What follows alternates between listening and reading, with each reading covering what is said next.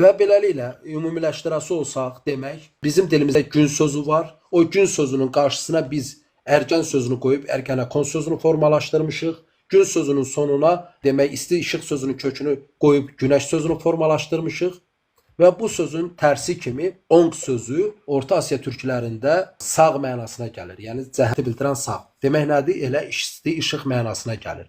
Demək ki, biz baxası olsaq türk dialektlərində mütləq onq, monq sözünün isti mənasına gələn sözünü görə bilərik.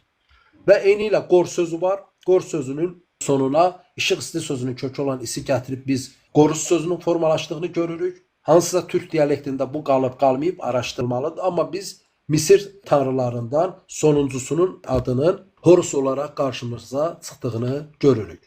Və eyni ilə nar sözünü türk dillərində günəş mənasına gəlir, Monqollarda günəş mənasına gəlir. Nar sözünün sonuna işıq isti sözünün kökü olan isi gətirib Novruz sözünü formalaşdırmışıq.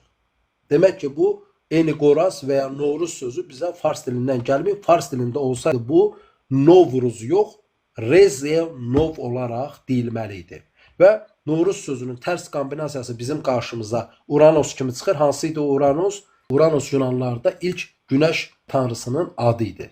Və həmçinin Uranosdakı Uran sözündə unun düşməsi ilə Ram, Ramada kökü ərəb dilində isti işıq mənasına gəlir. Səməni sözündən danışdım. Səməni sözünün tərsi Nas, Natal, Mat, Umaydı. Səməni sözünün kökü ilə Romada olan Saturnalia bayramının kökü olan, əkinci tanrının adı olan Saturn da həmin səmən söz kökündəki su kökü ilə eynidir. Və bu su kökü bizim qarşımıza Misirdəki tanrıça, yer tanrıçası olan Isis kimi çıxır və Azərbaycan dilində qadınlara xitab olaraq qalan az sözü var.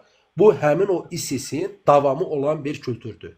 Biz türk dillərində tanrı mənasına gələn Bog sözündən bəy sözünü formalaşdırmışıq və eyni ilə Kut müqəddəs sözündən Qədəş sözünü formalaşdırmışıq və eyni ilə də demək Misirlərdə tanrıça mənasında qalan Isisdən də az sözünü formalaşdırmışıq. Hal-hazırda fikir verin, bizim dilimizdə Qədəş demək ayıb sayılan bir jargon sayılır və qadına az demək ayıb sayılan bir jargon sayılır. Lakin bu vaxtı ilə deyiləndə ən hörmətli qadınlara xanım mənasında deyilən müraciət olduğunu müəyyənləşdirdik. Mənə elə gəlir ki, bütün məsələləri danışdıq.